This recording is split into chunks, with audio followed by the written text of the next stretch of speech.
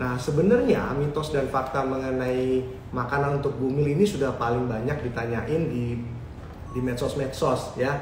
Tapi sebenarnya mama itu nggak perlu khawatir, karena mama selama hamil boleh makan apa aja asalkan makanannya itu bersih, matang, dan tidak berlebihan. Yang penting mama itu memperhatikan komposisi dan jenis nutrisi yang mama konsumsi. Kenapa? Karena nutrisi yang mama konsumsi itu bisa mempengaruhi proses tumbuh kembang si kecil di dalam kandungan.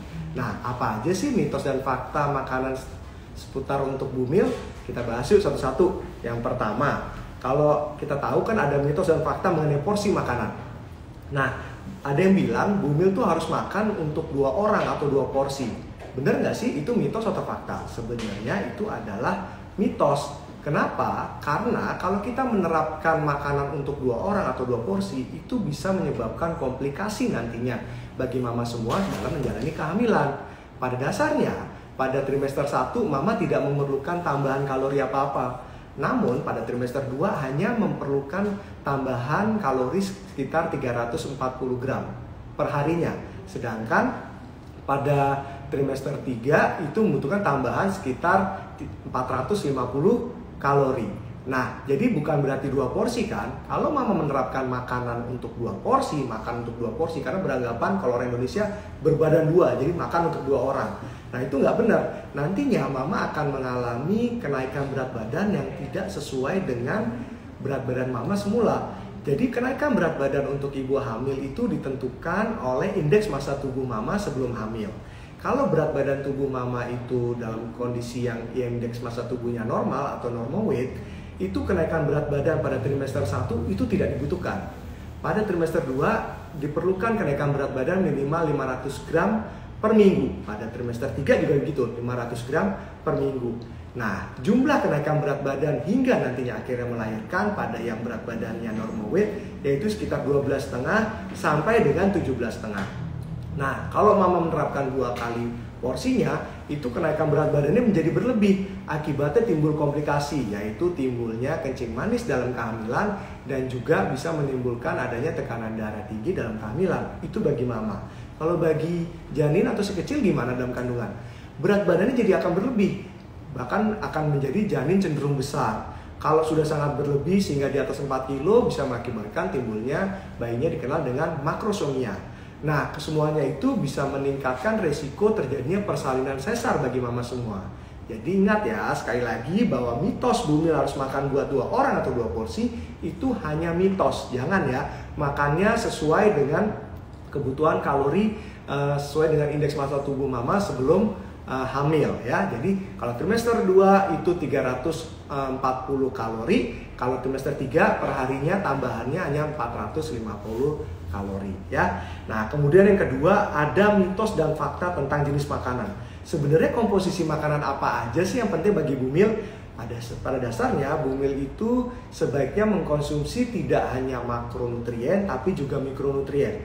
Dok, makronutrien itu apa? Makronutrien itu karbohidrat, protein, dan lemak. Kalau mikronutrien apa? Yaitu vitamin dan mineral. Nah, seringkali pada ibu hamil tuh karena sebelumnya belum waktu hamil dia selalu diet keto gitu. Jadi dia nggak mau mengkonsumsi karbohidrat.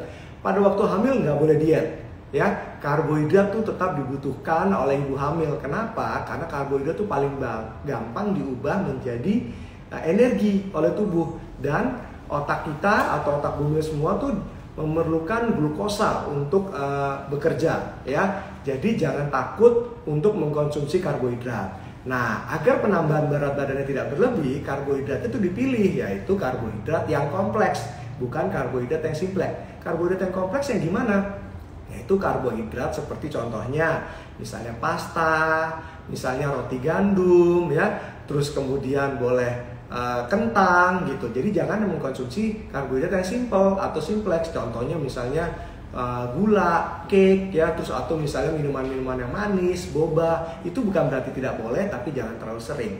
Kalau mama semua mengkonsumsi makanan dengan karbohidrat yang kompleks, nanti rasa kenyangnya lebih lama karena kadar glukosa dalam tubuh mama itu akan lebih stabil, ya. Jadi rasa kenyangnya lebih lama, jadi mama laparnya juga akan lebih bertahan akan lebih lama timbulnya gitu. Nah, kemudian protein tuh mama penting banget karena kita tahu terjadi perubahan pada tubuh mama, ya nggak? Payudaranya menjadi membesar, kemudian rahimnya juga semakin membesar, yang ada dibutuhkan untuk pertumbuhan plasenta. Nah, semua itu membutuhkan protein. Kebutuhan protein hariannya sekitar 90 sampai 100 gram per harinya. Ya, jadi protein pada dasarnya penting untuk remodeling dari tubuh mama sendiri dan juga penting untuk tumbuh kembang si kecil di dalam kandungan. Ya, nah contohnya protein itu dari mana aja? Bisa dari hewani, dari seperti telur, ayam, daging, ikan, atau nabati misalnya dari kacang-kacangan, terus misalnya juga dari tahu atau tempe. Ya, nah kemudian yang kita butuhkan lagi adalah makronutrien yang ketiga, lemak. Nah, mama semua jangan antipati dulu kalau saya ngomong lemak. Dok, saya nanti takutnya gemuk. Kata dokter nggak boleh naik berat badan berlebih.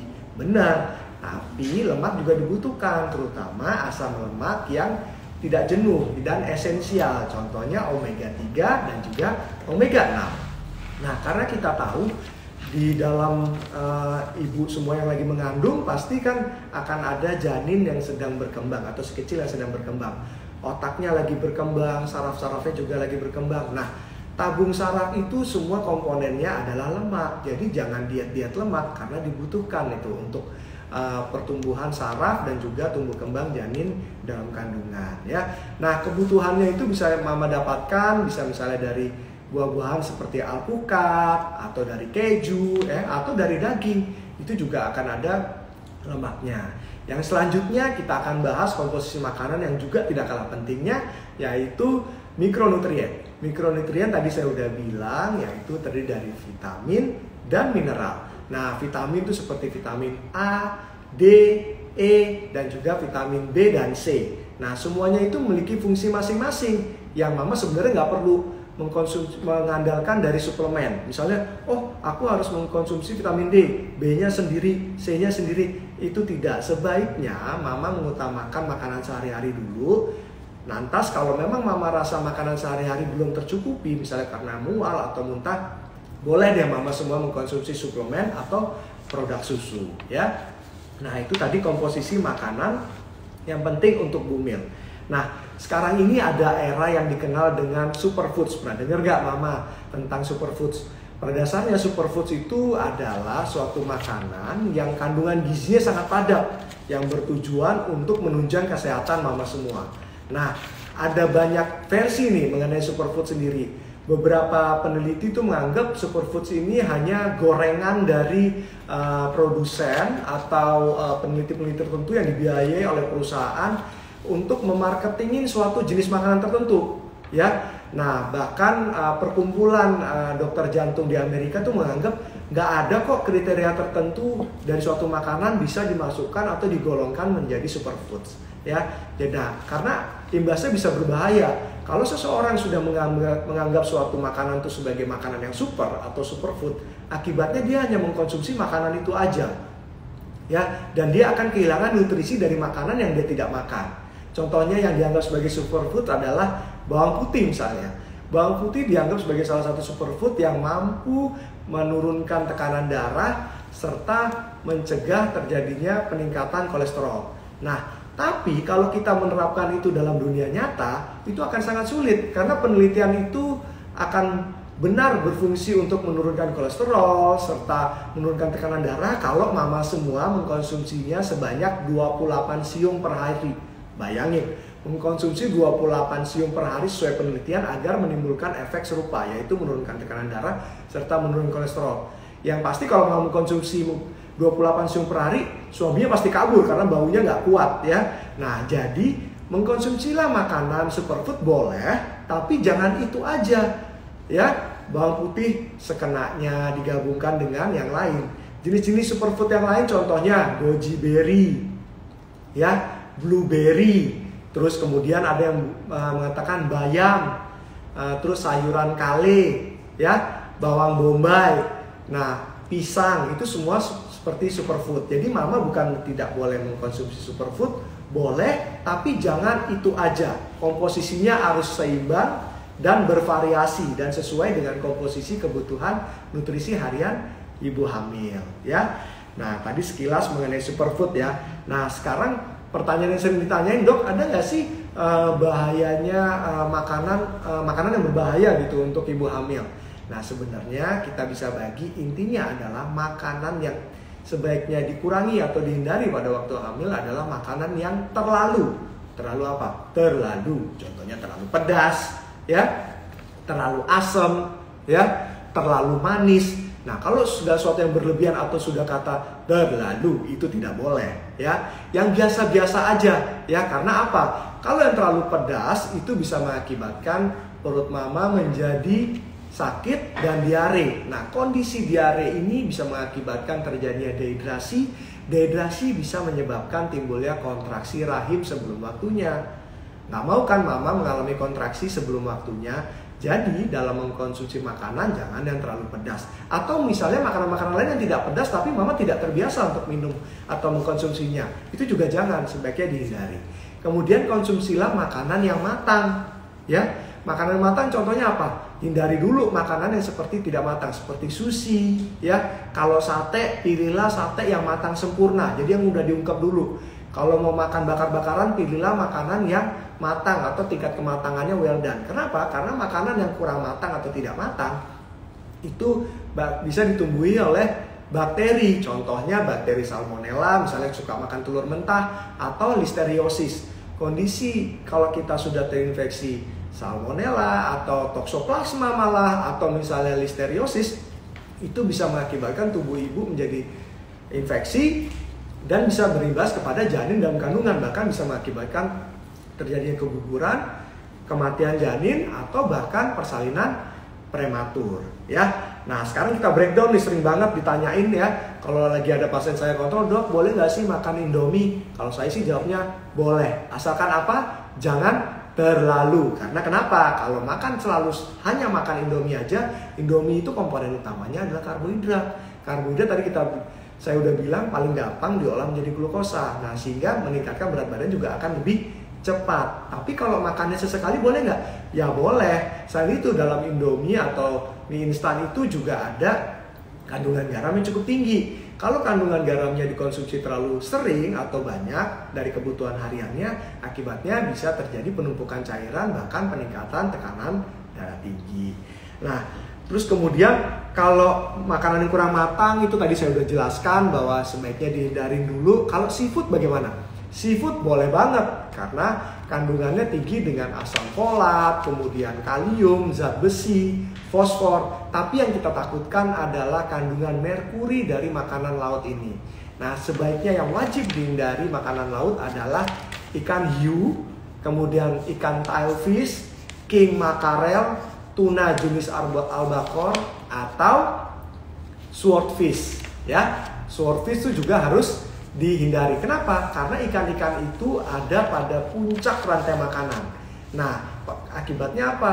Jadi kumpul semua tuh, tumpuk blek, merkuri ada di sana. Nah, merkuri itu bisa berbahaya terhadap tumbuh kembang janin, termasuk dalam perkembangan otak si kecil di dalam kandungan. Nah, yang dibolehin apa? Contohnya salmon, ya, ikan tilapia atau nila laut, ya, udang itu boleh, ya. Konsumsinya sebaiknya 340 gram per minggu itu aman, justru bagus, ya. Nah, lantas gimana dengan kopi nih? Nah, sering banget nih mama semua yang suka ngopi atau nyetar-nyetar bak nih di waktu belum hamil. Nah, sekarang gimana? Jadi terganggu banget. Nah, kopi itu sebenarnya ada dua penyebabnya. Yang pertama, kopi itu kan mengandung kafein. Kafein itu diperbolehkan pada ibu hamil asalkan dikonsumsinya tuh tidak lebih dari 200 mg per hari atau sekitar 12 ons ukuran Amerika, ya. Itu boleh sehari, ya. Namun ingat, dalam kopi yang mengandung kafein itu bersifat mengeluarkan kalsium di dalam pipis atau disebut dengan kalsiuria. Nah, jadi kan tubuh mama kan membutuhkan kalsium untuk tubuh mama sendiri dan juga untuk pertumbuhan tulang dan gigi si kecil dalam kandungan. Jadi kalau mama mengkonsumsi kopi, akibatnya apa? Kalsiumnya keluar tuh Jadi akibatnya janin mama atau si kecil akan menggerus dari tubuh mama sendiri. Yang harusnya mama menumpuk kalsium malah dikeluarkan akibat ada kafein. Tapi bukan berarti tidak boleh, asalkan 200 mg kafeinnya per hari itu boleh. Ya. Kemudian yang kedua, kalau mama sudah mengkonsumsi kopi, akibatnya mama nggak minum susu. Ya, padahal lebih baik mama mengkonsumsi susu untuk menumpuk kalsium buat tubuh mama sendiri biar gak cepat menopause nantinya, dan juga untuk pertumbuhan tulang dan gigi si kecil ya. Tapi bukan berarti tidak boleh, sekali lagi ya, boleh tapi jangan terlalu. Nah itu juga. Nah kita lanjut juga nih mengenai mitos dan fakta tentang ngidam. Nah bener. Nah sebenarnya ngidam tuh bener adanya atau cuman kamuflase atau cara-cara ibunya aja sih gitu. Sering si mama sekali gitu, papanya mikir wah ini cuman bisa aja saai nih mama nih karena lagi hamil muda terus banyak ngidamnya yang aneh-aneh. Ngidam itu sebenarnya dari penelitiannya bisa karena dua faktor, yaitu yang pertama karena adanya perubahan hormon. Adanya hormon kehamilan dalam tubuh mama itu bisa meningkatkan sensitivitas indera penciuman dan juga pengecap mama. Jadi bisa aja mama yang tadinya biasa aja sama makanan sesuatu menjadi gak suka, atau yang tadinya gak suka sebelum hamil menjadi suka. Nah itu bisa terjadi karena adanya perubahan hormon. Jadi benar tuh pada wanita hamil muda sering banget mengidam atau craving for something ya. Nah tapi juga bisa penyebab lainnya selain faktor hormonal juga disebabkan karena ternyata tubuh mama kekurangan zat gizi tertentu. Misalnya mama jadi suka manis-manis dikatakan karena tubuh mama kekurangan glukosa ya, atau mama jadi suka makan yang daging-dagingan ya karena ternyata tubuh mama kekurangan misalnya protein, natrium atau kalium yang terdapat pada daging. Jadi tubuh mama menstimulasi diri mama untuk mengkonsumsi daging. Jadi ada dua, karena perubahan hormon. Yang kedua karena tubuh mama kekurangan sesuatu sehingga mama akhirnya pengen makan tertentu ya. Tapi yang perlu diingat adalah ngidam ini jangan serta-merta selalu diturutin ya. Kita ingat makanannya harus yang bergizi, seimbang dan bervariasi. Jangan makan daging yang berlemak aja sehingga akibatnya meningkatkan kenaikan berat badan yang berlebih ya. Atau mau makannya yang manis-manis aja, jangan ya. Apalagi kalau ternyata ngidamnya sudah yang aneh-aneh ya. Contohnya gimana? Mengkonsumsi makanan yang seharusnya tidak layak untuk dikonsumsi. Contohnya makan clay atau tanah liat ya, atau manik-manik ya, atau ternyata mengkonsumsi cairan deterjen gitu. Itu kan sudah bisa membahayakan tidak hanya pada tubuh mama tapi juga pada si kecil dalam kandungan, berbahaya ya. Itu udah kayak gitu jangan diturutin. Ada penelitiannya kenapa seseorang tuh suka mengkonsumsi makanan yang aneh ketika hamil. Dikatakan ternyata kekurangan zat besi. Nah jadi kalau misalnya ada keluhan seperti itu, selain karena faktor psikologi, juga cek tuh kadar ferritin atau kadar zat besi dalam tubuh mama. Kalau rendah kadang-kadang itu bisa menyebabkan suka makan yang aneh-aneh. Nah sering juga kan mama mengkonsumsi, boleh gak sih dok mengkonsumsi air es atau suka ngunyah es batu? Boleh, karena es batu atau air es itu kan kandungannya hanya air, jadi tidak akan mengakibatkan peningkatan berat badan ya. Yang ada ya jangan sampai pilek ya gitu. Jadi boleh kok mengkonsumsi atau ngunyah es batu. Nah yang satu lagi nih, sering ada anggapan, bener gak sih suami juga ikutan ngidam? Ya itu hanya mitos, ikut-ikutan aja. Jadi hanya terlalu empati. Wah enak nih kalau tadinya suaminya ternyata agak overweight. Wah sikat juga, aku jadi pengen nih makan makanan yang bakar-bakaran. Itu hanya mitos. Jadi bilang, Pak jangan ikutan terlalu ya. Jadi itu karena hanya mitos. Selanjutnya, mitos atau fakta nih efek makanan tertentu. Sering banget orang tua ya, mertua itu nganjurin makan kacang hijau biar anaknya tumbuh rambutnya lebat. Nah sebenarnya dalam kacang hijau tuh bagus banget karena kacang hijau tuh mengandung protein, serat, mangan, vitamin B ya, terus kemudian mengandung zinc, selenium dan juga zat besi. Semuanya itu bisa menunjang pertumbuhan janin termasuk pertumbuhan rambut. Tapi komponen utama yang menentukan apakah si kecil nanti rambutnya lebat atau tipis adalah faktor genetik ya. Jadi kalau secara genetik memang rambutnya kurang lebat, mau minum kacang hijau sebakul pun juga tidak akan lebat karena faktor genetik penentu utamanya. Namun penunjangnya tadi kacang hijau yang mengandung protein, zinc, selenium, zat besi, dan juga vitamin D yang bisa menunjang pertumbuhan dari rambut. Jadi itu sebenarnya hanya mitos, tapi bagus banget kalau mama mau mengkonsumsi kacang hijau selama hamil karena fungsinya juga untuk organ-organ yang lainnya. Lantas kalau yang selanjutnya juga air kelapa. Bener nggak sih dok air kelapa bikin air putih? Dalam air kelapa memang komponen utamanya adalah air yang disertai dengan elektrolit termasuk vitamin C. Vitamin C sendiri memang bagus untuk pertumbuhan atau kelenturan dari kulit. Namun kalau menyebabkan anak putih itu sebenarnya hanya mitos. Karena kenapa? Coba aja bagi teman-teman kita yang ada di daerah Afrika, kan dia di daerah pesisir minum air kelapa. Harusnya anaknya menjadi putih semua dong, nggak menjadi kulit yang agak hitam kan? Jadi sebenarnya semua itu hanya mitos ya. Nah kemudian kalau nanas, gimana nih bikin keguguran nggak? Kalau nanas yang manis, yang tidak menyebabkan mama semua menjadi sakit perut atau diare, nggak bakal keguguran ya. Jadi nggak apa-apa, apalagi ada kan yang dinamakan nanas madu. Tapi kalau nanas yang bikin mama jadi sakit perut, jadi diare itu sampai dehidrasi, itu yang bisa menyebabkan timbulnya kontraksi ya, kontraksi rahim bahkan sampai ancaman persalinan prematur atau keguguran. Lantas untuk duren gimana?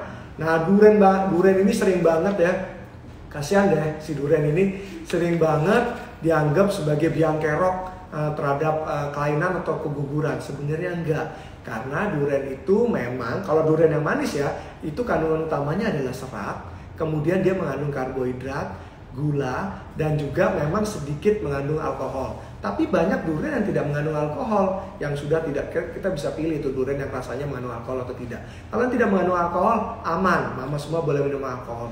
Asalkan jangan terlalu sering ya mengkonsumsi duriannya. Nah, yang sering juga tiba-tiba aja pengen, padahal sebelum hamil nggak pernah nyentuh, tapi pas lagi hamil pengen makan tape. Nah, kalau tape ini karena basicnya dia adalah hasil fermentasi dari karbohidrat ya, dari singkong atau dari yang lainnya, itu mengandung alkohol. Nah kalau kadar alkoholnya sudah di atas 5%, itu sebaiknya dihindari. Minum dulu ya mama semua biar seger nih.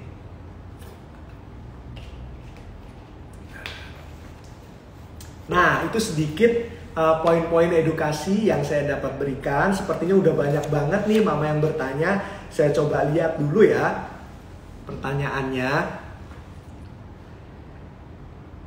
Pertanyaan dari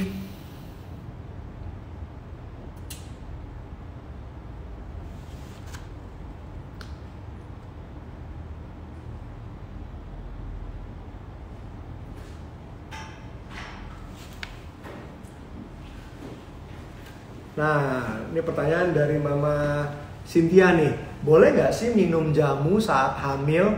Nah sebenarnya beberapa jamu itu memang tidak disarankan untuk dikonsumsi ketika hamil. Contohnya apa? Yang pertama, jamu yang tidak fresh atau tidak dibuat secara segar gitu. Nah, karena kenapa? Karena kita nggak tahu apakah jamu itu purely hanya mengandung tumbuh-tumbuhan atau herbal yang aman untuk kandungan. Kadang-kadang suka ditambahin zat-zat lain yang kita nggak tahu komposisinya berbahaya atau tidak bagi ibu hamil. Kalau di luar sana, yang sebenarnya tidak boleh adalah yang pertama kunyit asam. Karena kunyit asam itu bisa mengakibatkan kontraksi rahim. Nah, kontraksi rahim bisa mengakibatkan terjadinya persalinan prematur, perdarahan pervaginam, atau bahkan terjadinya keguguran. Yang nggak boleh lainnya adalah seperti daun rosemary, ya, atau daun blueberry, karena kesemuanya itu juga dapat menimbulkan kontraksi rahim. Yang tidak dibolehkan lagi adalah daun echinacea, karena dalam daun echinacea itu terdapat alkohol yang kita tahu alkohol itu memang tidak diperbolehkan dikonsumsi ketika mama semua lagi hamil ya.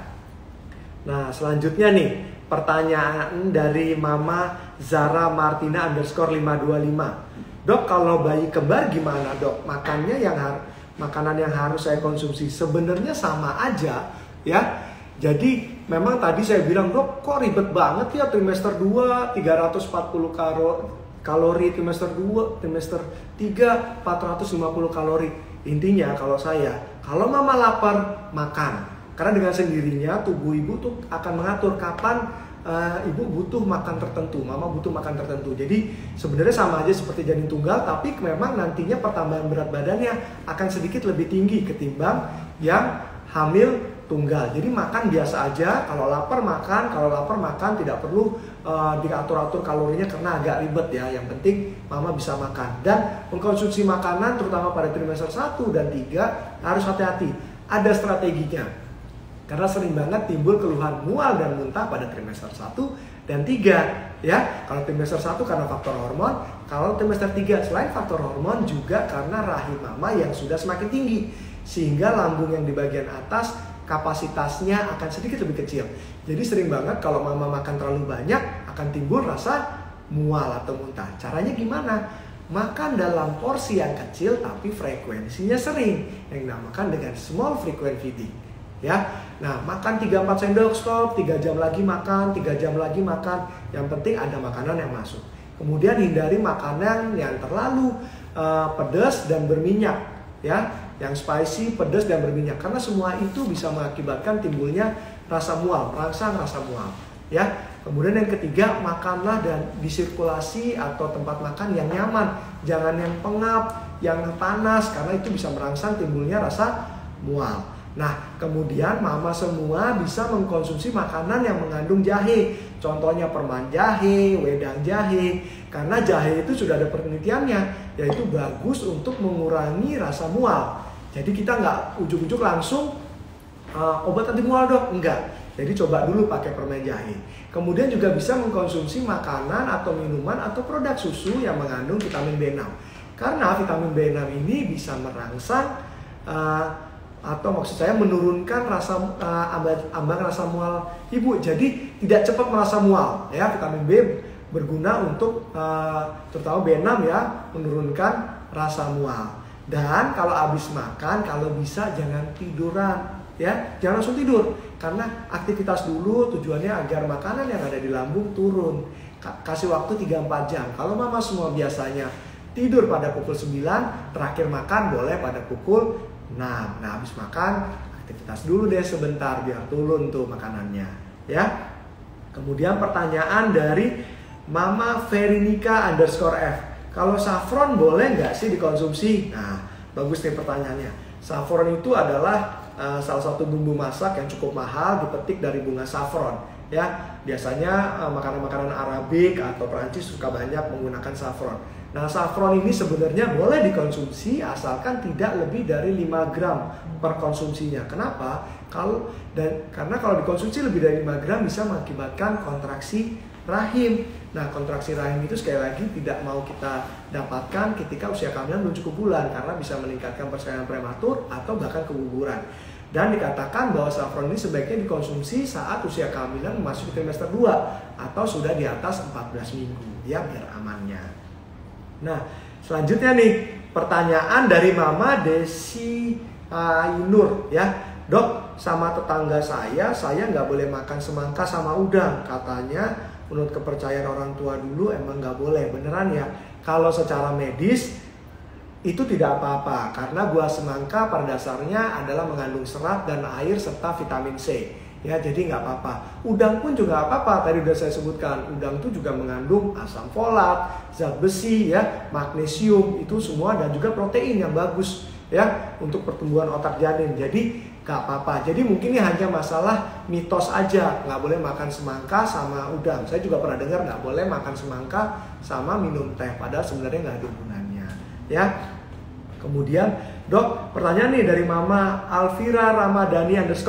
Dok, boleh nggak sih makan snack setiap hari? Nah, kalau judulnya sudah setiap hari, berarti sudah masuk kategori terlalu. Kalau udah kayak gitu, biasanya nggak boleh. Karena dalam ciki itu sebenarnya nggak ada gizinya, hanya isinya tuh karbohidrat simple dan juga micin atau garam. Nah, nantinya berat badan ibu bisa meningkat lebih cepat. Terus konsumsi garam yang berlebih juga bisa meningkatkan tekanan darah tinggi dan juga sakit tenggorokan. Ya, jadi sebaiknya boleh mencicipi tapi jangan setiap hari, ya. Nah, selanjutnya pertanyaan dari Mama Astrid Diara. Nah, yaitu dok, kalau berat badan janin kurang maksimal disarankan makan manis. Contohnya seperti apa? Nah, kalau berat badan si kecil dalam kandungan tidak sesuai dengan umurnya dan dokternya sudah melakukan pemeriksaan dari USG, dikatakan karena asupannya kurang, karena nggak selalu nih berat badan janin dalam kandungan disebabkan karena asupannya kurang. Mama semua udah makan bagus ya, tapi ternyata aliran darah dari mama ke janin tidak bagus. Jadi bukan salahnya dari asupan yang kurang. Jadi dua ya sebabnya kalau berat badan janin yang kurang. Yang pertama asupan yang kurang. Yang kedua asupannya udah bagus tapi alirannya yang kurang dari darah dari ibu ke janin itu tidak bagus. Nah, kalau karena yang asupannya kurang, mama bisa mengkonsumsi makanan yang tinggi protein seperti tahu, tempe, putih telur ya, terus kemudian mengkonsumsi alpukat, es krim dari produk deh pokoknya, es krim, yogurt, keju ya. Terus kemudian itu dikonsumsi sehari 2 kali, pagi sore, susu dan alpukat sehari 2 kali, kacang hijau ya, terus bubur sumsum itu boleh dikonsumsi ya untuk meningkatkan berat badan janinnya. Tapi kalau karena disebabkan karena aliran darahnya yang kurang bagus, contohnya pada pasien-pasien dengan kencing manis dalam kehamilan atau dengan hipertensi dalam kehamilan, itu biasanya alirannya yang terganggu sehingga mama mau makan ditingkatkan makanannya pun juga janinnya juga berat badannya tidak sesuai dengan perkembangannya ya. Jadi tadi saya sudah jelaskan ya makanan yang harus dikonsumsi. Nah, selanjutnya pertanyaan dari Mama Deva _Mareta 98. Bener nggak sih dok, kalau makan makanan yang pedas kalau lahir misfinya panas, ada nggak efek makanan ke janin? Nah, sebenarnya nggak ada hubungannya. Kalau makan pedas nanti misfinya pas lahir jadi panas, nggak ada hubungannya. Yang ada hubungannya kalau mama mengkonsumsi probiotik, contohnya yogurt, itu bisa merangsang pertumbuhan bakteri baik lactobacillus di dalam misfi mama. Jadi bagus untuk mencegah keputihan. Tapi kalau makan pedas misfinya jadi pedas, itu tidak terjadi. Ya, nah efeknya apa? Kalau makan pedas itu kalau perut mama atau saluran cerna mama nggak kuat dan sampai diare, bahkan mengakibatkan timbulnya terjadi dehidrasi. Nah, itu bisa mengakibatkan kontraksi rahim. Ya, kontraksi rahim bisa menimbulkan peningkatan resiko terjadinya persalinan prematur, keguguran atau bahkan abortus tadi. Ya, jadi bisa kalau makanan pedas bisa berdampak ke janin, tapi tidak bisa menyebabkan misfi mama menjadi panas ya. Selanjutnya pertanyaan dari Mama Yustika Mahfira. Nah, apakah makan cumi tidak baik untuk bayi dan bikin kulit bayi menjadi hitam? Sebenarnya tidak ya, karena cumi itu kan masuk dalam seafood. Nah, cumi itu makanya kita harus lihat memang mengandung kolesterol, namun juga mengandung protein serta magnesium dan zat besi. Nah, tapi kalau dikonsumsi terlalu sering, ya hati-hati karena takutnya kolesterolnya semakin tinggi dan juga bisa meningkatkan peningkatan berat badan bagi mama. Tapi kalau terhadap warna kulit bayi menjadi hitam, yang dimaksudin mungkin karena cumi mengandung tinta ya, jadi pas makan jadi kesemprot terus bayinya jadi hitam. Enggak kayak begitu ya. Karena balik lagi kalau di daerah Spanyol itu juga suka makan makanan mengandung cumi, nanti anaknya menjadi kulit hitam, nggak begitu kan? Jadi nggak ada hubungannya. Terus kemudian pertanyaan dari Mama Susan Mami Akbar.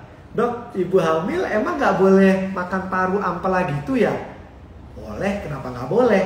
Ya, paru dan ampela itu memang salah satu jenis protein namun juga mengandung kolesterol. Asalkan tidak berlebih, boleh kok makan paru dan ampela. Nah, tapi ada satu nih jeroan yang mungkin harus diwaspadai, yaitu hati. Ya, dalam hati memang ada vitamin A. Nah, vitamin A ini memang kita jarang banget memerlukan suplemen vitamin A karena kelebihan vitamin A itu berbahaya, bisa menyebabkan kecacatan pada janin. Rata-rata kebutuhan vitamin A itu tidak boleh lebih dari 10.000. Ya, makanya juga ada pada produk-produk kecantikan yang mengandung vitamin A dosis tinggi, itu berbahaya banget, bisa menyebabkan kecacatan pada janin. Jadi, jeroan boleh, paru ampela boleh, tapi kalau hati jangan terlalu sering makannya karena kandungan vitamin A-nya cukup tinggi. Ya. Nah, pertanyaan selanjutnya dari Mama Teresia 1305 ya. Boleh nggak minum? Boleh nih minum ya. Minum jamu kunyit asam temulawak jahe merah. Nah, kalau yang beras kencur gitu kunyit, nah itu memang tadi dari penelitian di Amerika sana itu sebaiknya dihindari karena bisa menyebabkan kontraksi rahim ya. Nah namun kalau kunyit atau turmeric sendiri memang pada beberapa penelitian nggak apa-apa, malah bagus malah untuk meningkatkan karena mengandung antioksidan ya, meningkatkan sistem imun jadi mama semua, jadi boleh diinin. Kalau jahe merah, nah kita tahu bahwa jahe merah itu sendiri bisa memberikan kehangatan selain dari papanya. Nah jadi kehangatan yang diperoleh adalah kehangatan pada tubuh dan juga bisa mengurangi rasa mual. Jadi boleh. Tapi kalau memang mama tidak terbiasa mengkonsumsi jamu, terutama pada jahe merah, sebaiknya jangan. Takutnya malah diare yang bisa menyebabkan timbulnya kontraksi. Ya. Pertanyaan dari Mama Mia Maudi _ Dok, saya suka makan pedas setiap hari. Kalau nggak makan pedas malah mual.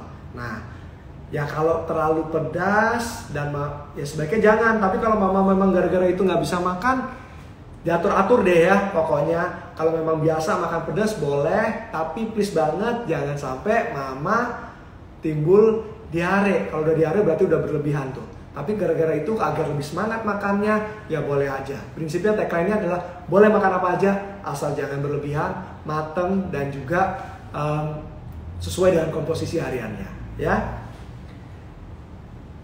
Dok, pertanyaan dari Mama Endahya _ Dok, gimana ya kalau aku lagi hamil trimester 2 dan aku kurang makan sayur, terutama sayur hijau. Nah, ini tadi udah disebut nih, beberapa sayuran hijau seperti bayam, kale itu termasuk dalam superfood loh.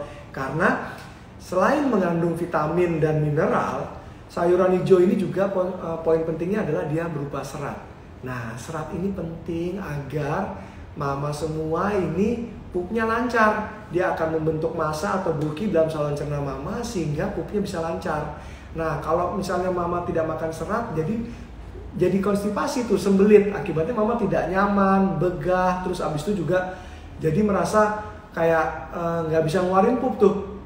Ya, jadinya ini mulesnya karena mules kontraksi atau mules karena nggak bisa pup. Nah, harus diusahakan untuk mengkonsumsi serat ya. Kalau nggak bisa sayur, bisa mengkonsumsi seperti misalnya puding, agar-agar ya, atau bisa mengkonsumsi yogurt untuk meningkatkan probiotik dalam saluran cerna mama sehingga tujuan utamanya pupnya lancar bisa tercapai. Jadi penting banget selain kebutuhan nutrisi tercapai ya, mengandung vitamin dan mineral, sayuran berwarna hijau juga penting untuk sebagai sumber serat sehingga pup mama semua menjadi lancar. Ya. Pertanyaan dari Mama Nadia Yaufara. Dok, aku diabetes dan sekarang hamil. Umurku 24 tahun. Ada keturunan diabetes memang. Minta saran makannya bagaimana ya dok? Nah, bagi mama semua yang menderita diabetes sebelum hamil, memang sebaiknya bila saat ini posisinya sedang hamil, itu harus kolaborasi tidak hanya pada dokter kandungan, juga pada gizi klinik.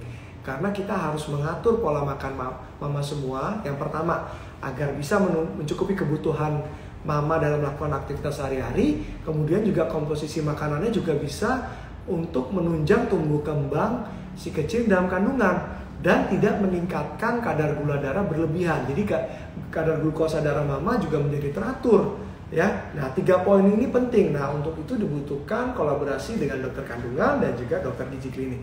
Biasanya akan disarankan untuk mengkonsumsi protein yang lebih banyak ketimbang komposisi karbohidrat.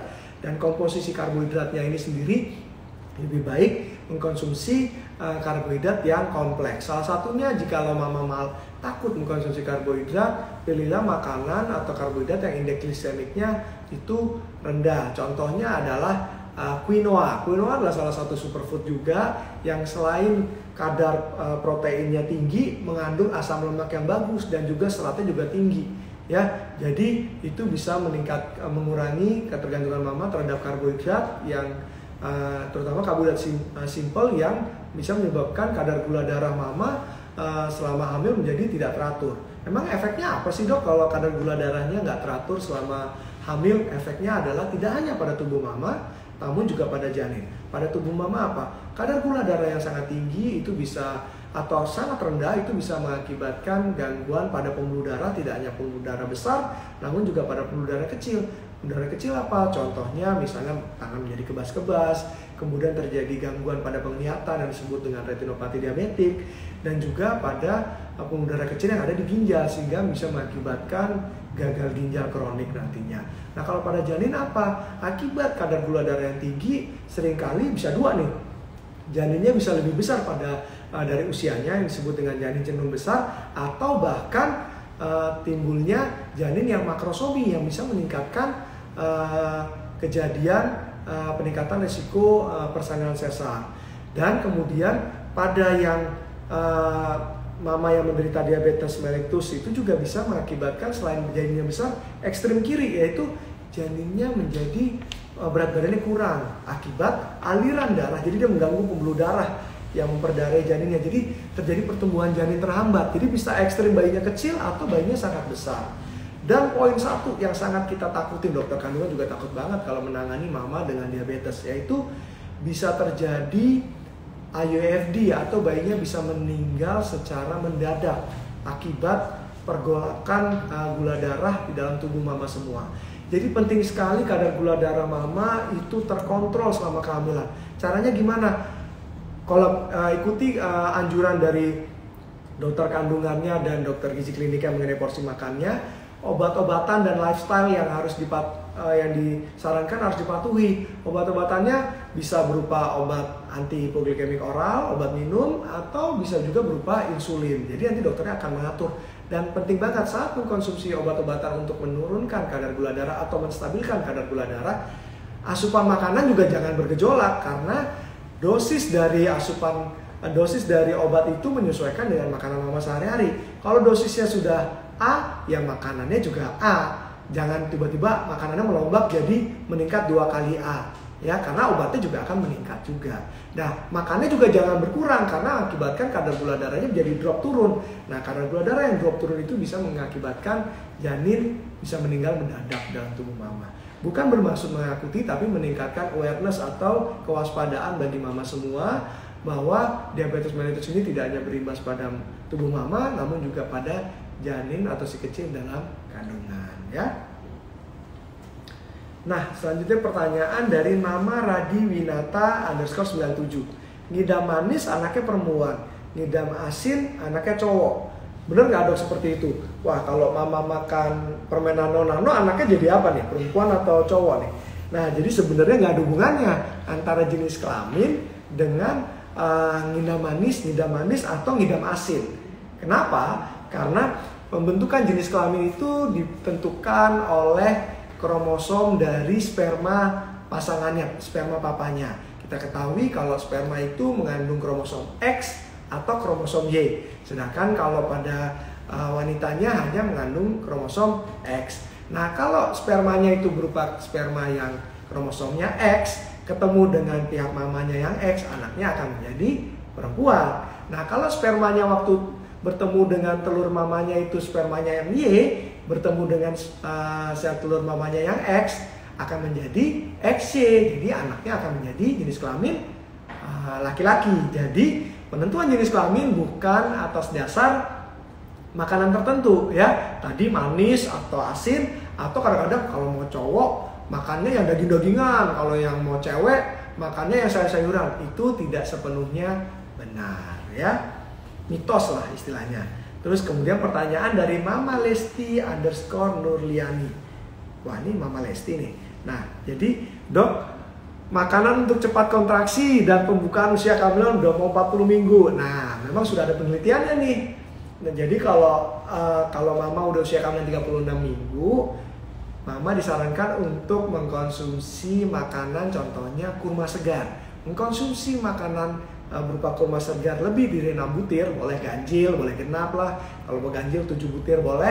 Nah, setiap harinya yang segar itu bisa mempercepat timbulnya mules sendiri, ya, mempercepat persalinan. Jadi sudah ada tuh penelitiannya. Jadi untuk pertanyaan Mama Lesti nih, nah, kalau mau cepat kontraksi mengkonsumsi kurma segar, ya.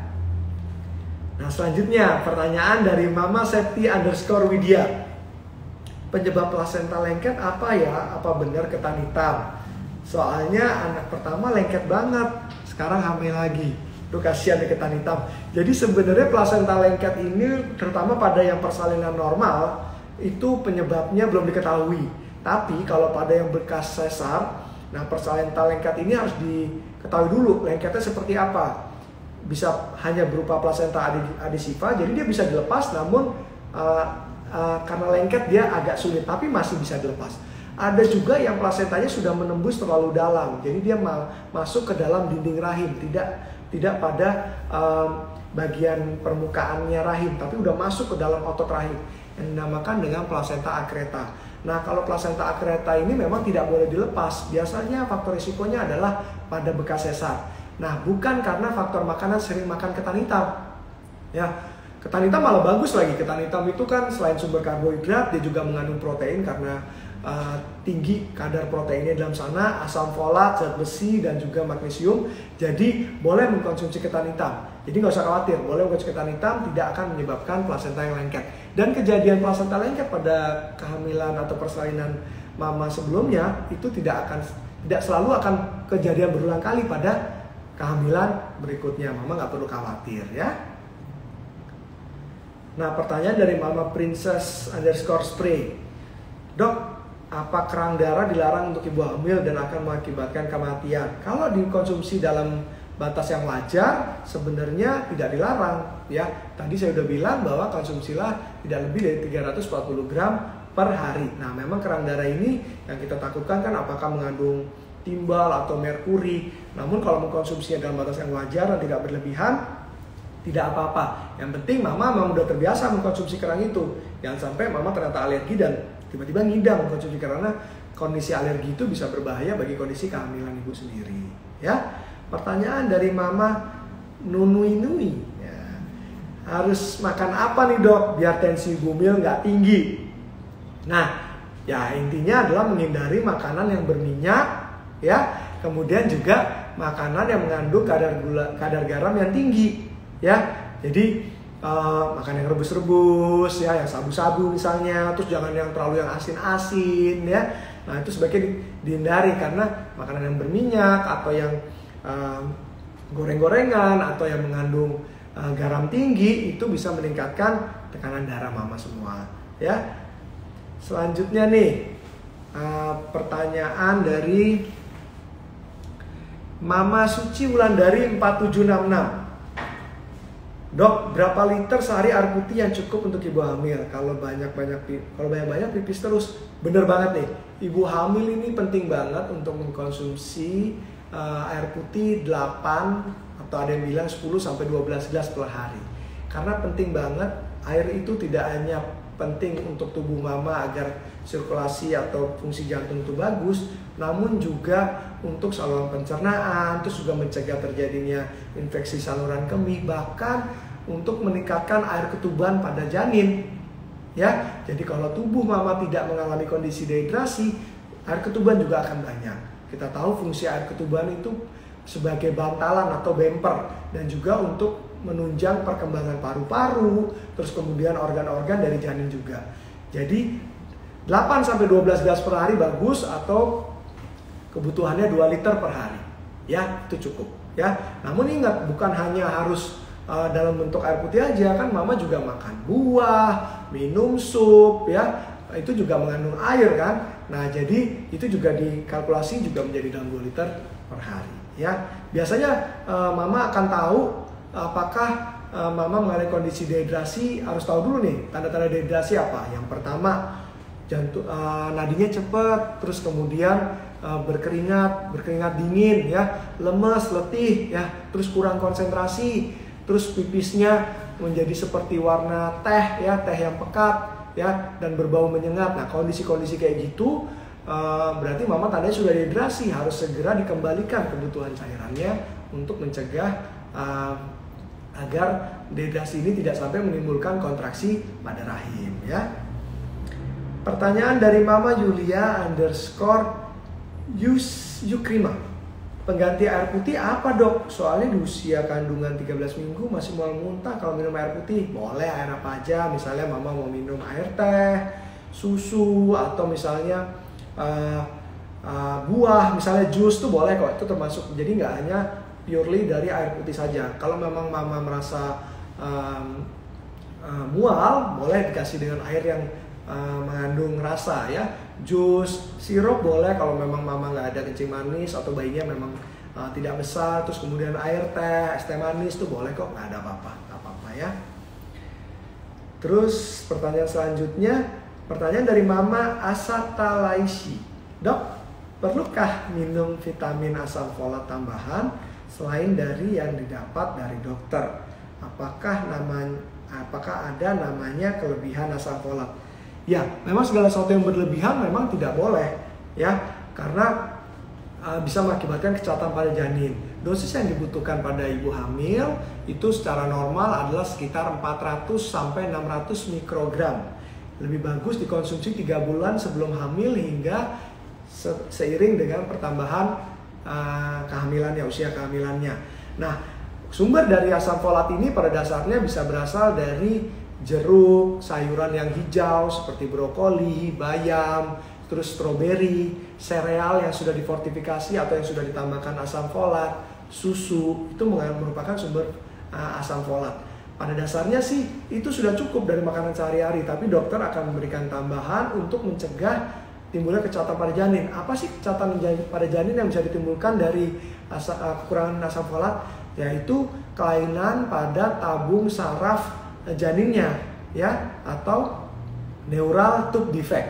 Nah, kelainan pada tabung saraf ini biasanya gambarannya yaitu bayinya itu tidak memiliki tempurung kepala atau tidak memiliki kepala ya. Nah, pada mama yang memiliki riwayat pada kehamilan sebelumnya janinnya tanpa kepala atau tanpa tempurung kepala yang disebut dengan anencefal atau akranii, itu biasanya dosisnya akan lebih tinggi, yaitu 1000 mikrogram ya, dikonsumsi per hari. Nah, bagusnya dikonsumsi 3 bulan sebelumnya dan seiring dengan pertambahan usia kehamilannya ya.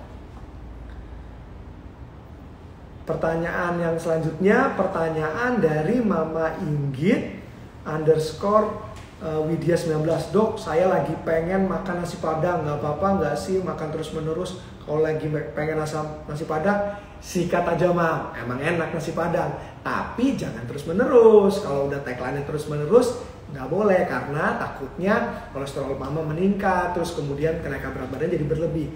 Ya kalau bisa dijarangin aja, jangan harus selalu nasi padang ya, tapi bukan berarti tidak boleh. Jadi diatur-atur aja. Kalau memang pengen banget makan ya. Nah, selanjutnya pertanyaan dari Mama Ginan. Dok, makanan apa yang perlu dikonsumsi ketika berat janin di atas standar usianya?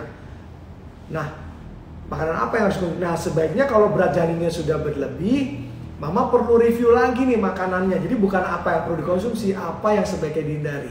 Dilihat tuh, kenapa berat janin ini jadi berlebih? Apakah memang turunan? Bisa juga, Mama makannya biasa aja tapi janin Mama besar. Misalnya bagi teman-teman kita yang di daerah barat itu suka tuh janinnya suka lebih besar karena memang turunannya besar. Atau Mama menikah dengan papanya yang memang dari luar negeri misalnya, yang tubuhnya memang besar.